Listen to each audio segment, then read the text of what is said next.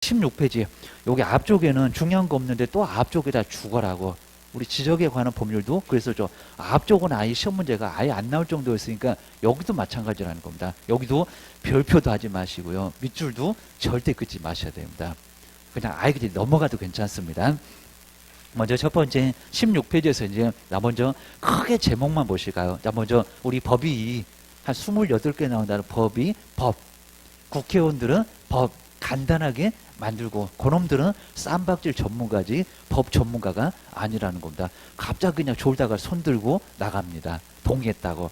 자, 이러니까 법에 문제가 좀 생길 수가 있다는 겁니다. 법은 대강 만들자. 그래서 법은 국회의원들이 전문가가 아니다. 입니다. 자, 유단자입니다. 그 다음 그 아래 보실까요? 그 다음 두 번째가 이제 시행령. 그러니까 말 그대로 법을 시행을 하겠다는 게 바로 뭐라고요? 시행령입니다. 법은 뼈대만 만드니까 시행을 하겠다는 시행령. 거의 모든 법이 다 이렇다는 겁니다. 그래서 그걸 대통령이 만드니까 뭐라고 한다고요? 대통령령이라고 생각하시면 될 것 같습니다. 그 법을 위반할 수는 없고 계셔야 됩니다. 그다음에 그 아래 이제 시행 규칙 보실까요? 더 세부적으로 만드는 게 바로 누구라고요? 그럼 대통령이 모양 빠지게 다 만들겠냐고. 장관이 할 일도 있어야지. 이런 소리입니다. 자, 그럼 이제 시행령, 그 아래 시행 규칙. 네, 또 누가 만드니까요? 국토교통부 장관이 만드니까입니다. 자, 중앙에 누가 있었다라고 설명드렸다는 겁니다. 여셔야 됩니다. 이제 그 아래 이제 시도가 있을 거고, 그 아래 시장군수구청장이 있을 거고, 중앙에서 다 못하니까. 기억하셔야 됩니다. 이렇게 이제 더 세부적으로 누가 국토교통부 장관이령을 통해서 더 세부적으로 한다는 겁니다. 그러면 위에 상전이 몇 개 있습니까? 둘. 법을 위반할 수 없고 시행령을 위반할 수 없고 위반하면 무효가 되고 기억하셔야 됩니다. 장관 잘리고 기억하셔야 됩니다. 오른쪽으로 와보시고요. 그리고 자, 왼쪽에 있는 거 정말 아예 안 봐도 되고 됩니다. 뭐 물어볼 게 뭐가 있겠어. 하셔야 됩니다. 자, 오른쪽에 보시면 이제 객주 거간. 이건 정말 그냥 아예 빼버리거나 그리고 이렇게 간단하게만 봐도 되고 한 문제 딱 나온 적 있었는데 그 후로는 내지를 않습니다. 그냥 옛날 얘기 그냥 안 봐도 정말 되고 하셔야 됩니다. 시험 문제 아예 안 나올 정도고요. 그리고 이제 자, 2번 쪽으로 왔습니다. 그 박스 아래로 왔습니다. 2번 법적 성격. 자, 여기도 이제 저기 예전에 아주 예전에 시험 문제 나왔었는데 지금은 나오지를 않고 있는 게 바로 공인중개사법의 성격이 뭐냐, 특징이 뭐냐, 왜 그렇게 시험 문제가 많이 나오냐. 자, 그 성격을 간단하게 보시면 된다는 겁니다. 자, 문제가 나오면은 공인중개사법의 특징이 아닌 것은 이렇게 냈었다는 겁니다. 지금은 이제 시험 문제 안 나오니까 간단하게 보세요. 기억을 해놓으셔야 됩니다. 자, 첫 번째, 우리 공인중개사 법은 중개업에 관해서는 가장 기본이 된다는 겁니다. 그럼 기본 옆에다가 특별법 X라고 쓰셔야 됩니다. 개인 또 여기다 시험장 갔더니 중개업에 관해서는 특별한 법이다, 특별법이다, X. 무슨 법이라고요? 기본법.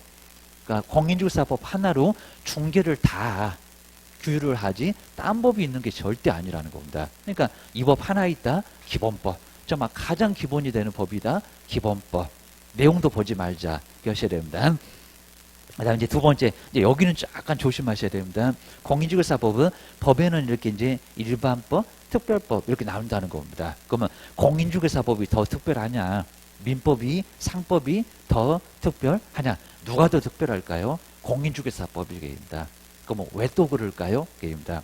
자, 먼저 중개업만 규율을 하는 게 바로 여기는 공인중개사법. 근데 상법은 상인만, 그리고 민법은 전 국민 그입니다. 자, 그러다 보니까 아무래도 그리고 이제 두 개. 자, 2번에서도 자꾸 틀립니다. 그럼 두 개 딱 민법하고 상법을 비교했을 때 두 놈 중에서는 누가 더 특별할까요? 민법, 상법?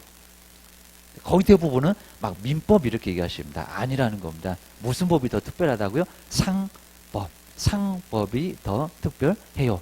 왜 그래요? 또 그입니다.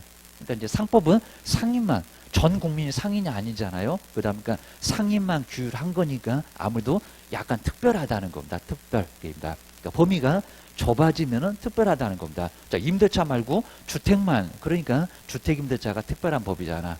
상가면 상가건물 임대차 더 특별하잖아요.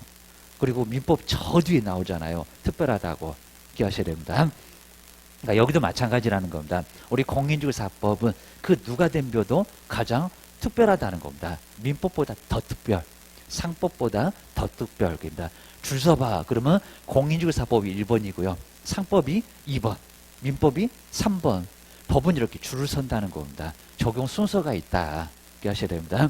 그럼 2번에다가 이제 이렇게 얘기하면 안 되겠죠. 민법이나 상법에 대해서는 일반법 그러면 큰일 난다는 겁니다. 우리가 뭔 꼬레비냐고. 우리가 1번 타자지. 이렇게 하셔야 됩니다. 자, 그렇게 해서 이제 특별 뒤에다가 일반법 X. 꼭 틀린 문장을 좀 써놓으시라는 겁니다. 시험장 가면 딴 문장 안 나와. 이렇게 하셔야 됩니다. 그 다음에 이제 세 번째, 여기는 아주 헷갈릴 수가 있으니까 조심하셔야 됩니다. 우리 공인중개사법은 사회법 또는 중간법 또는 혼합법. 자, 그런 법이 많지 않는데 여러 가지가 섞어져 있다는 겁니다. 자, 그럼 이제 엉뚱한 소리입니다. 공인중개사법은 공법이다 X 그리고 사법이다 X. 그럼 뭐 어쩌라고요? 사회법이라고. 그리고 중간법이라고. 이렇게 하셔야 됩니다. 자, 두 가지 성격을 다 가지고 있고요. 그리고 내용을 묻지 않으니까 이제 하여튼 사회법 옆에다가 사법 X 그리고 공법 X 두 가지 성격을 다 갖고 있다고 기억을 꼭 해놓으셔야 됩니다. 자, 그 정도만 해놓고 이제 뒤로 한번 넘겨보시고요. 자, 여기 이제 절대로 이제 내용은 보기 없기입니다. 그거 보고 있으면은 이제 나중에 머리만 아주 터집니다. 쓸데없는 거 들어가면 들어올 놈이 이제 못 들어온다는 겁니다.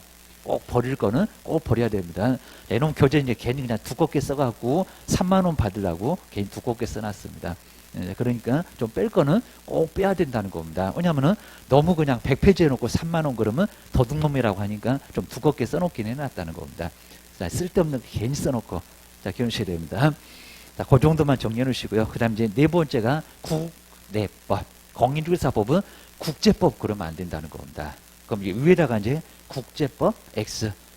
시험장 갔더니 공인중개사법은 국제법이다. 그러면 또 쓸데없는 소리 하고 있는 겁니다. 무슨 국가와 국가, 외국과 외국 그런 거 아니라는 겁니다.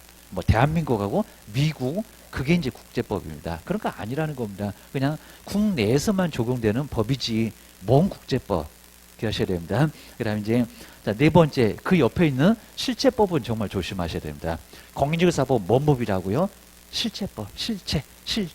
그럼 이제 엉뚱한 소리가 절차법 그러면 X라는 겁니다. 기억하셔야 됩니다. 그럼 이제 뭐 요건 좀 우리 시험 문제 가면도 약간 좀 칠 수는 있겠지만은 자, 먼저 실체법. 요 실체법은 이제 권리나 이렇게 권리나 뭐만요? 의무만. 권리나 의무만을 바로 이제 규정. 자, 우리 규정은 이제 법에다가 몇 조 이렇게 쓰는 것을 규정 이렇게 얘기합니다. 자, 우리가 앞으로도 이제 실무하실 때도 법을 배우고 이제 맨날 법전 떠들어 볼 거니까 뭘 규정했다. 그 소리가 이제 뭘 써놨다. 1조, 2조, 3조, 4조 정말 심하면 이제 민법은 1000개 조문이 넘습니다. 그 정도로 아주 엄청나게 양이 아주 방대하다는 겁니다. 자, 그러다 보니까 이제 규정. 자, 의무만을 규정한 게 바로 말 그대로 실체의 뼈대만. 근데 조심하실 게 이제 이거 아닌데 여기다가 절차법. 공인중개사법을 절차법이다. 그러면 말이 안 되는 소리라는 겁니다. 그러니까 요걸 생각 안 해놓으면 절차법이다. 그냥 맞나봐. 이럴 거라는 겁니다. 맞기를 뭘 맞아. 하셔야 됩니다. 우리 절차법은 이제 민사에서 이제 소송, 민사소송이나 형사소송, 소송 절차를 규정합니다. 말 그대로 절차. 하셔야 됩니다. 절차를 이렇게 규정하니까요. 그럼 이제 어떻게 소장을 접수해서 누구한테 그리고 소장을 접수를 하고 그리고 그 소장을 받은 사람이 어떻게 하고 판결문을 내려주나 이런 게 나와 있다는 겁니다. 이제 완전 다르죠. 누구한테 권리가 있고 누구한테 의무가 있고 이런 게 아니라 어떤 절차로 판결문이 나오나 결론이 나오나 그런 절차를 규정하고 있다는 겁니다. 그럼 뭐 완전히 엉뚱한 소리죠. 우리가 뭔 절차입니다. 그러다 보니까 이 절차를 규정하고 있다. 그러면 이거는 엉뚱한 소리 하고 있는 얘기입니다. 근데 이제 우리 절차법은 민사소송법, 이렇게 민사소송법 많지도 않습니다.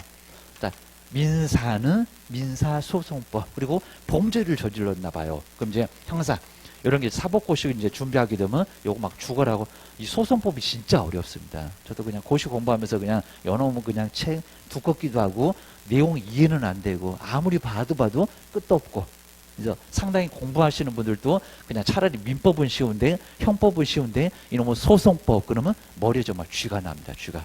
그래서 상당히 좀 어려운 부분이라는 겁니다. 또 이제 아무리 봐도 이제 일반인들이 정말 접해보기가 좀 어렵다 보니까 우리가 뭔 사고를 쳐야 이런 걸 접하지. 그리고 무슨 잘못을 해야 이런 거를 접하지. 자, 그러다 보니까 잘 안 해보니까 좀 많이 어렵다는 겁니다. 그리고 정말 우리 범죄를 많이 저지러 본 사람은 교도소에 앉아갖고 막 법전 떠들어 보니까 오히려 변호사보다 실력이 더 좋다고 합니다. 그죠? 사기, 무슨 절도 이런 것들은 그것만 파니까 정말 변호사보다도, 그죠? 앉아갖고 뭐예요? 맨날 그냥 책이나 보고 앉아갖고 그리고 공부만 하고 계시다는 겁니다. 자, 그래가지고 이제 나중에 이제 무슨 사기죄로 들어왔다 해갖고 너는 왜 그랬니? 그러면 걔네들이 무슨 그냥 자문해주고 있습니다. 진짜 어이없고.